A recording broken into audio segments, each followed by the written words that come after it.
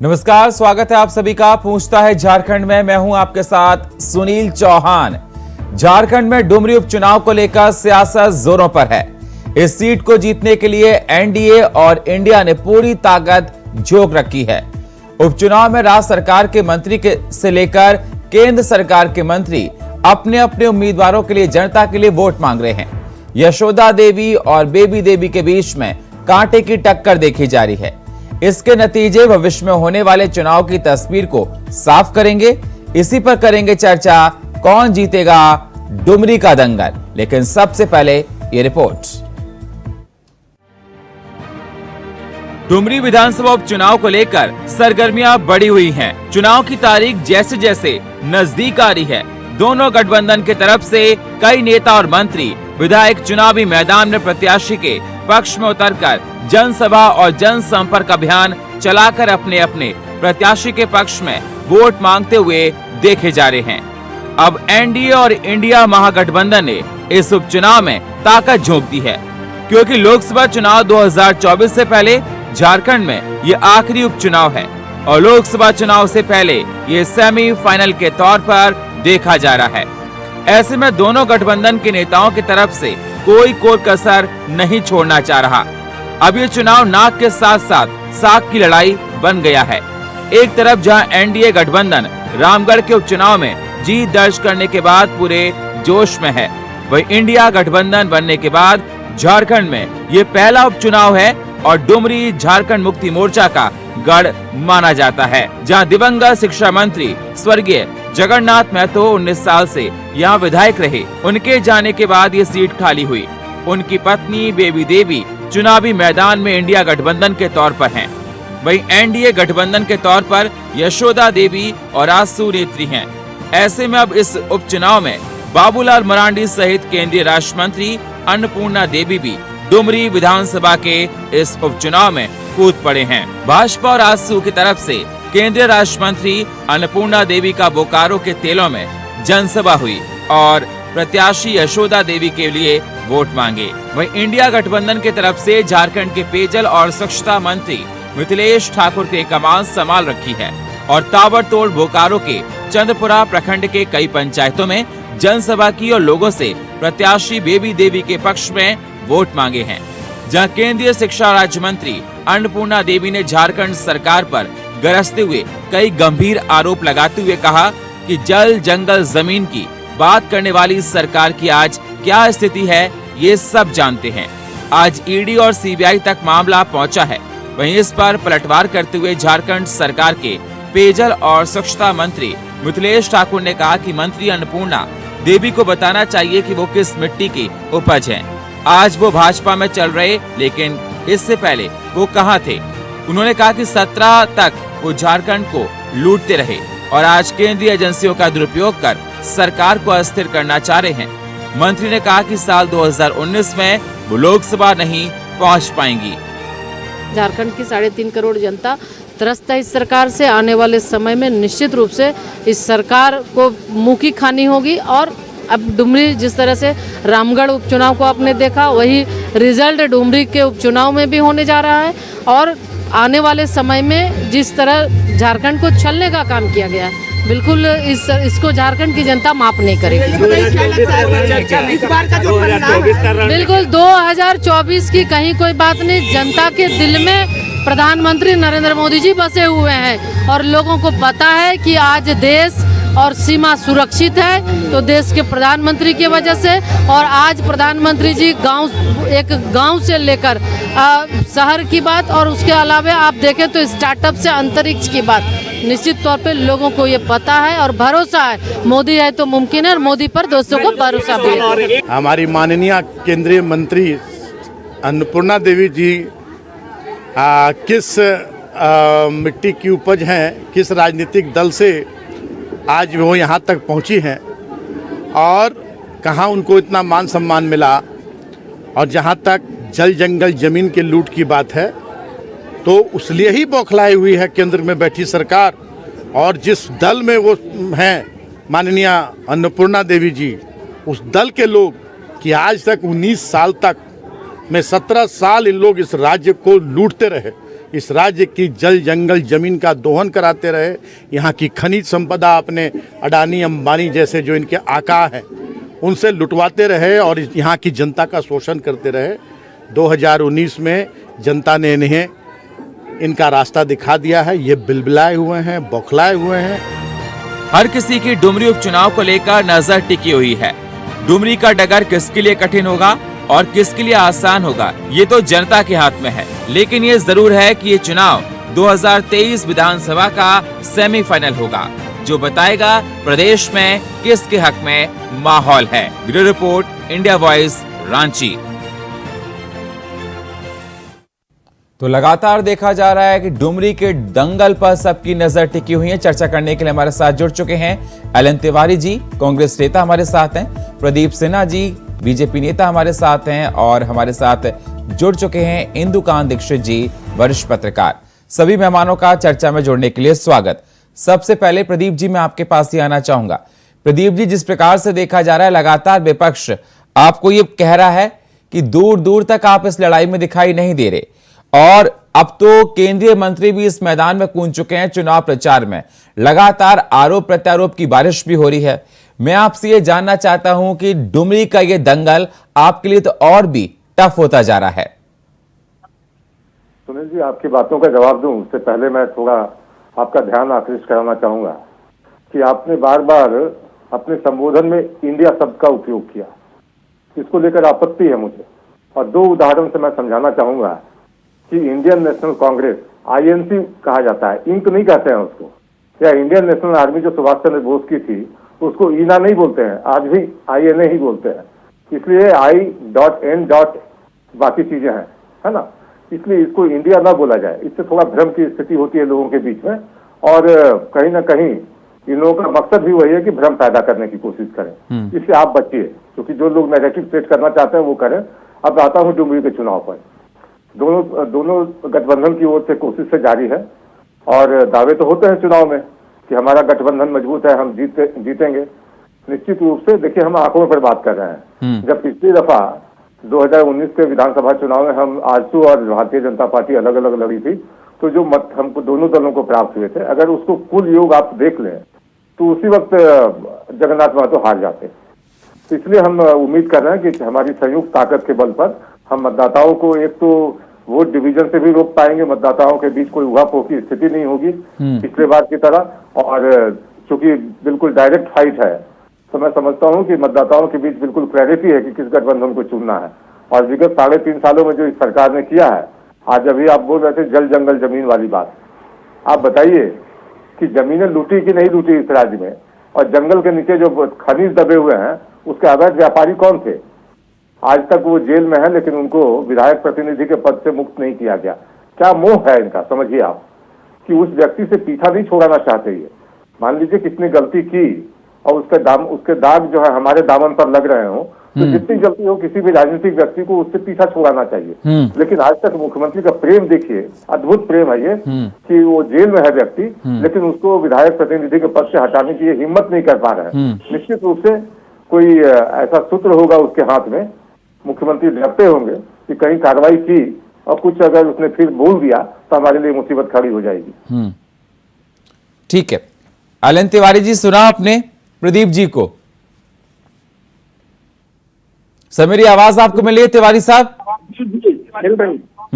मैं आपसे ये जानना चाहता हूं, जिस प्रकार से आप आश्वस्त हैं जीत को लेकर, अब तो ये देखा जा रहा है कि केंद्र के मंत्री भी इस महारण में कूद पड़े हैं।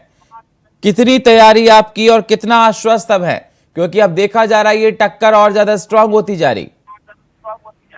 चौहान साहब, अभी तो केंद्रीय मंत्री माननीय अन्नपूर्णा देवी आई हैं।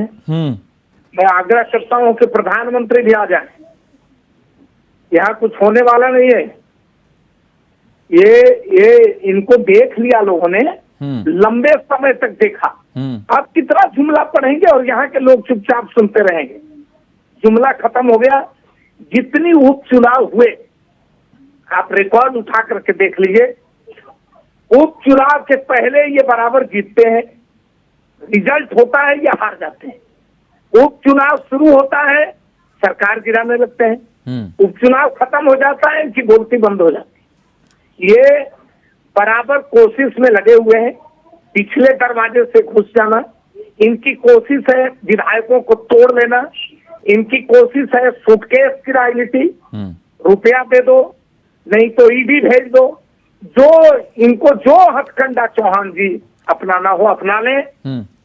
डुमरी का रिजल्ट स्पष्ट है, काफी मतों से झारखंड मुक्ति मोर्चा और INDIA, इनके शब्दों में इंडिया मत कहिएगा, इंडिया कहिएगा तो 4 घाट पर भी हो जाए। तो INDIA की जो उम्मीदवार है, प्रत्याशी हैं देवी भारी मतों के अंतर से जीतेंगे चुनाव। प्रदीप जी और जवाब दीजिए। इनके जो हथकंडे अपनाने हो, प्रधानमंत्री को बोला है, पिछले डिबेट में इनकी बड़ी आपत्ति थी कि मुख्यमंत्री गली गली घूम रहे। तो क्या इनकी राय है, मुख्यमंत्री और इंडिया के नेता सब सूत जाए, बिछौना बिछाएं और सोए? प्रदीप जी, क्या चाहते होंगे?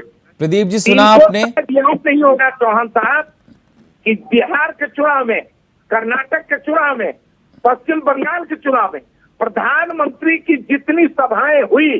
प्रदीप जी, भारत मेरी आवाज सर आपको मिल रही है? आवाज आ रही है आपके, लेकिन तिवारी जी का ये कहना है कि केंद्रीय मंत्री आ रहे हैं, ठीक है, अगर प्रधानमंत्री जी भी आ जाएं तो डुमरी का चुनाव नहीं जीत पाएंगे आप। नहीं जीत पाएंगे, नहीं जीत पाएंगे। हो गई आपकी ना, आप चुप रहिए, जब सुन आप लीजिए। तो कितना दिन बाकी है भाई, फिर वही बात तिवारी जी, कितने अच्छे से डिबेट हो रहा है, सब अपनी अपनी बारी में बोल रहे हैं, सुन लीजिए ना। सवाल मुझसे पूछा गया है। अभी तिवारी जी बोल रहे थे कि इनका काम है विधायकों की खरीद फरोख्त करना और सरकार गिराने की कोशिश करना। ये बताइए कि जो बेरमो के विधायक है अनूप सिंह, किसकी पार्टी से है वो? किसके खिलाफ FIR दाखिल कराया था उन्होंने? आपके ही 3 विधायकों के खिलाफ ना, अल्मोड़ा थाने में, कि ये सरकार गिराने की कोशिश कर रहे हैं। 50 लाख रुपए रिकवरी हुए, आपने कमेटी भी बिठाई, उनको निलंबित किया, बगैर जांच कमेटी की रिपोर्ट आए उनकी निलंबन भी आपने बहाल कर दी। अद्भुत आपका कार्य संस्कृति है आपके दल का। जनता को सिर्फ बेवकूफ समझते हैं क्या आप, कि जनता आपकी बातों में आ जाएगी? आपने कभी जवाब तो दिया नहीं कि जमीन के घोटाले हुए कि नहीं। आज छवि रंजन किस केस में बंद है, ये बता दीजिए। उसके अलावे जो और लोग हैं, प्रेम प्रकाश हैं, आप पंकज मिश्रा जी हैं, दाहू यादव, बताइए तिवारी जी। लोग हैं। तिवारी जी, आप सवाल उठा रहे हो तब हम आप सरकार ने क्यों नहीं किया? तिवारी जी, क्या कहा इन्होंने? इनकी बातें साफ सुनाई नहीं पड़ी है, आप दोहरा दीजिए। सवाल इनका सर ये है कि आप सवाल उठा रहे हैं कि आपके तमाम ये बता रहे हैं कि छवि रंजन किसकी पार्टी से थी जो जेल में जाने के लिए जिस भ्रष्टाचार के तमाम आरोप लगे हैं, और आप ईडी को लेकर बात कर रहे थे। सर एक सेकेंड, समझ गए इनके सवाल, समझ गए। ये आवाज में थोड़ी दिक्कत हो रही है। नहीं, मैं फिर से दोहरा देता हूँ। प्रदीप जी को फिर से बोल दीजिए। सुनील चौहान साहब कि छवि रंजन, पूजा सिंघल, जितने भी कारागार में बंद हैं, वो सब की नियुक्ति कांग्रेस और झारखंड मुक्ति मोर्चा के लोगों ने किया। प्रदीप जी, ये सब लोगों की नियुक्ति हम लोगों ने किया। दूसरी बात, अभी एक बात और सुन लीजिए, एक आधा मिनट भी समय नहीं दीजिएगा चौहान जी, थोड़ा सुन लीजिए। अभी ईडी इन्होंने भेजा, डॉक्टर रामेश्वर राव के यहाँ छापा मारा गया, हल्ला हुआ, मीडिया में छपा कि 32 ठिकानों पर छापे मारे गए, 30 लाख रुपया बरामद हुआ। तो फिर दूसरे दिन से मीडिया चुप क्यों लगा दिया? डॉक्टर रामेश्वर राव कई सालों तक IPS रहे हैं, वो केंद्र में मंत्री रहे हैं, राज्य में अभी खाद्य आपूर्ति और। प्रदीप जी जवाब दीजिए। प्रदीप जी, नहीं, इनको तिवारी जी को ऐसा लग रहा है कि मीडिया रोज ब्रीफिंग करे ऑन बिहाफ ऑफ ईडी। वो जो कार्रवाई हुई, अगर पैसे बरामद नहीं हुए तो रामेश्वर उरांव को ये रिबटल के साथ आना चाहिए था कि नहीं, हमारे यहाँ तो कोई पैसे बरामद नहीं हुए।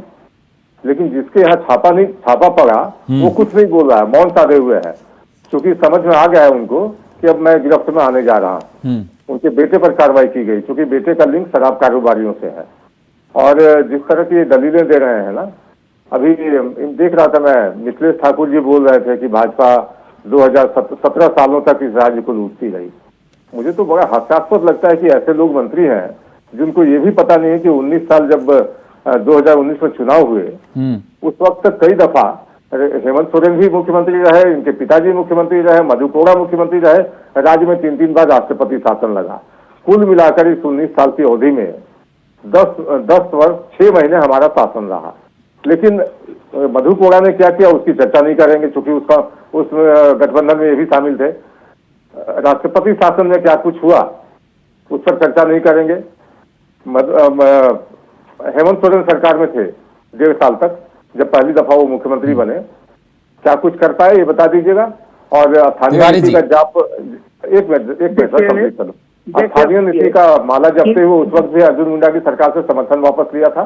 और इस बार भी जब जनता के बीच गए तो उन्होंने कहा कि हम स्थानीय नीति, नियोजन नीति 1932, उसके अलावे 5 लाख नौकरियां, फिर सबको बेरोजगारी भत्ता, अब इन चीजों पर वो चर्चा नहीं करते। अभी आपने बड़ा दिलचस्प, आपको याद दिला दूं कि डुमरी के चुनाव में उन्होंने कहा है एक जगह सभा में कि अब 2024 का चुनाव हो जाने दीजिए, हम फिर आएंगे तब 1932 पर विचार करेंगे।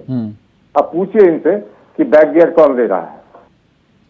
प्रदीप जी, राष्ट्रपति शासन जो लगा वो भी हमारे शासन में गिनेंगे। ये कोरोना में जो सारा देश का काम हो गया वो हमारे शासन में गिनेंगे। ये सुनिए, मुझे कहने दीजिए, नहीं तो हम चुप लगा देंगे। मुझे कहने दीजिए, टोकिए नहीं।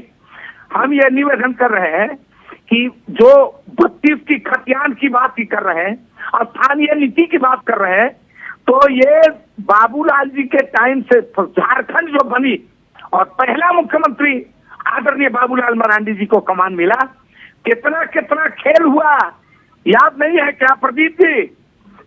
इंदर सिंह नामधारी उस समय तत्कालीन विधानसभा के अध्यक्ष थे। प्रदीप जी जवाब दीजिए। रामचंद्र केसरी और लालचंद महतो और इंदर सिंह नामधारी, रखिए अपनी बात को, रखिए सर।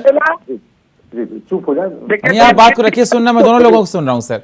जी देखिए, मैं ये कह रहा हूँ कि मुख्यमंत्री बाबूलाल मरांडी जी ने ये नियोजन नीति लाई थी, उन्होंने 1932 का विषय जब लाया तो हाईकोर्ट में जाकर वो क्या हो गया। हाईकोर्ट ने कुछ बिंदुओं पर आपत्ति की कि इन बिंदुओं के सुधार के उपरांत आप पुनः लेकर आ सकते हैं। तो जब मुख्यमंत्री ने स्वयं सदन में कहा कि 1932 का खतियान लागू नहीं हो सकता है तकनीकी रूप से, कानूनी रूप से संभव नहीं है, उसके बाद भी अपने मतदाताओं को खुश करने के लिए सदन में उसको पेश करते हैं, तो इनको ये बताना चाहिए कि उन 2 बिंदुओं पर जो हाईकोर्ट की आपत्ति थी उसका निराकरण किए बगैर फिर से उसको क्यों स्थापित किया गया।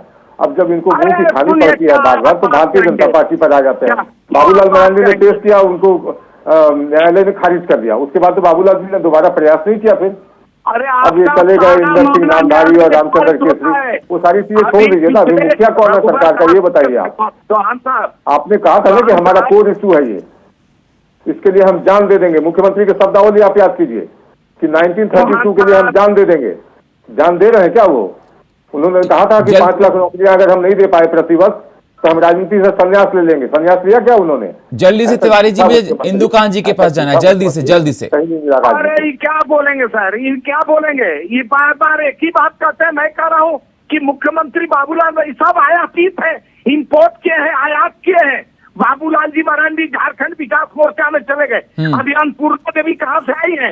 ये सब इनके विधायक MP गिनिए, ये कौन कौन ये कंगाल छींटते हैं और फिर उनको ले लेते हैं। ठीक है सर, अब कहते हैं ठीक है। इंदु कांत जी, मेरी आवाज सर आपको मिल रही है? जी इंदु कांत जी, आपने बहुत अच्छे सुन लिया होगा प्रदीप जी को, और आपने सुन लिया होगा LN तिवारी साहब को। सवाल मेरा आपसे, क्योंकि अब देखा जा रहा है कि डुमरी का दंगल बहुत ज्यादा जोर पकड़ता जा रहा है, केंद्रीय मंत्री, राज्य सरकार के तमाम मंत्री, अब तो सुनने में आ रहा है कि असुद्दीन ओवैसी भी उस मैदान में कूदने वाले हैं। मैं आपसे ये जानना चाहता हूं, इसके नतीजे क्या डिस्क्राइब करेंगे आने वाले फ्यूचर में, और अभी जो हालात हैं वहां पर डुमरी के, वो क्या बताते हैं, क्या दर्शाते हैं? जी सुनील जी नमस्कार। नमस्कार सर। माननीय प्रदीप जी को और तिवारी साहब को मेरा नमस्कार। देखिए, डुमरी के चुनाव बाई इलेक्शंस हैं, और जैसा मैंने आपके यहाँ पहले भी कहा था चर्चा में कि ये एक तरह का एसिड टेस्ट होगा सरकार के लिए, क्योंकि वास्तविक जिस स्वरूप में चुनावी संघर्ष 2024 के लोकसभा चुनाव के और संभवतः जो अगले वर्ष दिसंबर में विधानसभा के चुनाव होंगे, उनके पहले ये एक सेमीफाइनल जैसा है। सरकार ने अपनी तरफ से सारे जो भी दाव चलने थे चल दिए हैं। जैसे उन्होंने मंत्री बना दिया बेबी देवी को, जैसे उन्होंने तमाम अपने मुख्यमंत्री से लेके सारे मंत्रियों को मैदान में उतारा है और वो लोग प्रचार में लगे हैं। साथ में चूंकि उन्होंने जगन्नाथ महतो जी जिनका स्वर्गवास हो गया, उनकी धर्मपत्नी को मैदान में उतारा है, तो सिंपैथी का वोट जो ले सकते हैं उसकी कोशिश है। ऐसे में जो मुख्य रूप से एनडीए के यहाँ अपने अवयव हैं, जो उनके साथी हैं, आजसू और भाजपा ने मिलकर चुनाव मैदान में ताल ठोकी है, तो मेरा ये मानना है कि संघर्ष बहुत अच्छा होगा, इंटरेस्टिंग होगा और लोकतंत्र के इस पर्व में जो भी लड़ाई सामने होगी वो लोकतांत्रिक ढंग से अगर होगी तो बहुत ही अच्छा होगा। किसी का ये दावा कि हम ही जीतेंगे ये उचित नहीं है। लेकिन सर तिवारी जी का ये कहना है कि चाहे अभी जिस प्रकार से केंद्रीय मंत्री आ रहे हैं, उनका ये कहना है कि प्रधानमंत्री जी भी अगर आ जाएं तो जीत हमारी ही होगी। देखिए, तिवारी जी और तमाम कांग्रेस और जेएमएम के नेताओं का यही दावा रामगढ़ में भी था। रामगढ़ के चुनाव इसके ठीक पहले हुए हैं। वहां तो जो स्वयं विधायक महोदया थी उनको तमाम तरह का सिंपैथी था, जो कि ऐसा कहा जाता है कि वो पब्लिक के लिए संघर्ष करते हुए जिन मामलों में फंसी थी, जिसके कारण उनकी सदस्यता गई थी, लेकिन दूध का दूध पानी का पानी पब्लिक ने कर दिया। तो इसलिए लोकतंत्र में इस तरह के दावे बेमानी होते हैं। जनता बताएगी 5 सितंबर को कि वो क्या सोचती है और उसका जनादेश क्या है। जी ठीक है प्रदीप जी, जल्दी से 10 सेकंड में अपनी बात को रखिए सर। देखिए, जनता के बीच हम जाकर सरकार की विफलताओं को रख रहे हैं, उनसे अपील कर रहे हैं कि हमारा समर्थन कीजिए, क्योंकि जनता सरकार ने 50 सीटें देने के बावजूद जिस भरोसे से जनता ने इनको ताकत दी थी उसका विश्वास एक हो चुके हैं। जनता के साथ इन्होंने वादा खिलाफी की है, उस मुद्दों पर वो बात नहीं करते जो इनके मैनिफेस्टो में है। अब उन चीजों को इन्होंने बिसरा दिया, इसलिए हम जनता को याद दिलाते हैं कि इन बातों को भी याद किया जाए और इसके आधार पर आप सरकार के कार्यों का मूल्यांकन कर लीजिए। तिवारी जी अपनी बात, लास्ट कमेंट सर। जल्दी से सुन लीजिए। देखिए, बड़ी आशा उम्मीद से झारखंड में और केंद्र में या और कई राज्यों में बड़ी उम्मीद से लोगों ने सोचा कि कांग्रेस पार्टी को हटाओ और इनको बुला लो। ये धाम धरती धेनु बहुत गाय गंगा मंदिर मस्जिद मुसलमान हिंदुस्तान फलाना ठिकाना करते हैं, ये शायद कुछ करिश्मा दिखाए, लेकिन इनका जुमला अब डिक्लेयर हो गया है। सब जगह ये मुंह की खाएंगे। अभी इंडिया का जो गठन हुआ है, इतना दर्द है, अब तरह तरह के सवाल सुन रहे हैं हम लोग। ये कह रहे हैं कि अब नेता कौन होगा, पीएम कौन होगा, इनके सीट बंटवारे कैसे, क्यों चिंतित है भाई मेरे। डुमरी का चुनाव हो जाने दीजिए। अभी इंदुकान दीक्षित से कहा, दीक्षित जी ने कहा कि डुमरी का चुनाव 2023-24। लेकिन तिवारी जी उसमें तो ये बात सही निकल कर आ रही है। अभी जस्ट रिसेंटली न्यूज आई है सर, अखिलेश यादव, जूही सिंह है स्पोक्स पर्सन है समाजवादी पार्टी की, वो अखिलेश यादव के लेकर बात कर रही हैं, प्रियंका शरद पवार को लेकर बात कर रही हैं, गोपाल राय अरविंद केजरीवाल को लेकर बात कर रहे हैं। मुझे समझ में नहीं आता पीएम के चेहरे कौन होंगे सर। इंतजार कीजिए क्या समझ में आता है क्या नहीं आता है, रिजल्ट बता देगा आपको। अभी तो डुमरी का रिजल्ट बताएगा और फिर अभी बैठक होने जा रही है। जब रिजल्ट उसी बैठक से पहले सर, उसी बैठक से पहले जो जिक्र हुआ वो मैंने आपके सामने रखा। उसी बैठक से पहले आप अपडेट हो जाइए थोड़ा, उसी बैठक से पहले जो जिक्र हो रहा वही मैंने आपके साथ रखा सर। उसमें ये मुझे समझ में नहीं आ रहा कि बातें होती हैं जो मित्र दल है उनकी मित्र दल के सर स्पोक्स पर्सन बोल रहे हैं ऑफिशियली सर। चौहान साहब, मित्र दल की अपेक्षाएं हैं, सीट मांगेंगे, लेकिन रिजल्ट का इंतजार कीजिए। डुमरी का भी और इंडिया गठबंधन के ठीक है, हम लोग बैठेंगे डुमरी के इलेक्शंस के रिजल्ट्स पर और डिस्कशन करेंगे। मेरे साथ इंदुकान दीक्षित जी हैं। इंदुकान जी जल्दी से फाइनल कमेंट रखिए सर। डुमरी के चुनाव जैसे और भी विधानसभाओं और लोकसभा के लिए उपचुनाव होते हैं, उसी तरह का एक चुनाव है। सरकार ने अपना सब कुछ इसमें लगा दिया है दांव पर, खासतौर से मंत्री बनाकर बेबी देवी को। अब अगर इस चुनाव में किसी भी तरह से चुनाव मैदान में हारती है जेएमएम की कैंडिडेट, तो सरकार की भारी किरकिरी होगी और उन्हें आने वाले चुनाव में जनता के सामने जवाब नहीं देते बनेगा। लिहाजा सरकार के लिए बहुत संकट का सबब है। विपक्ष के लिए ये एक मौका है कि वो यहाँ पे चुनाव में जीत दर्ज करके अपना दावा मजबूत करें आने वाले। और सर 24 के लोकसभा इलेक्शन को लेकर भी एक नरेशन बनेगा ना सर? बिल्कुल, क्योंकि अगर यहाँ पे विपक्ष जीत दर्ज कर पाता है तो 2024 में उसके दावे मजबूत दिखाई देंगे, और अगर सत्ता पक्ष ने जीत दर्ज कर ली तो ये माना जाएगा कि सत्ता पक्ष की नीतियों में जनता का विश्वास बना हुआ है। जी चलिए, बहुत बहुत शुक्रिया आप सभी मेहमानों का चर्चा में जुड़ने के लिए। डुमरी इलेक्शन को लेकर लगातार सियासत हो रही है, इस पर हमने चर्चा की। हमारे साथ तेंदुकान जी आपका शुक्रिया, एलन तिवारी जी आपका शुक्रिया और प्रदीप जी आपका शुक्रिया। लेकिन सवाल लगातार उठ रहे हैं क्योंकि डुमरी अब लगातार देखा जा रहा है कि केंद्रीय मंत्री वहां पर पहुंच रहे हैं और सियासी तापमान लगता बढ़ता जा रहा है। 5 सितंबर को मतदान, 8 को नतीजे आएंगे। अब देखना होगा एनडीए जीतता है या इंडिया जीतता है। और फिलहाल हमारे इस खास प्रोग्राम में इतना ही। बाकी खबरों के लिए आप बने रहिए इंडिया वॉइस के साथ। तब तक के लिए नमस्कार।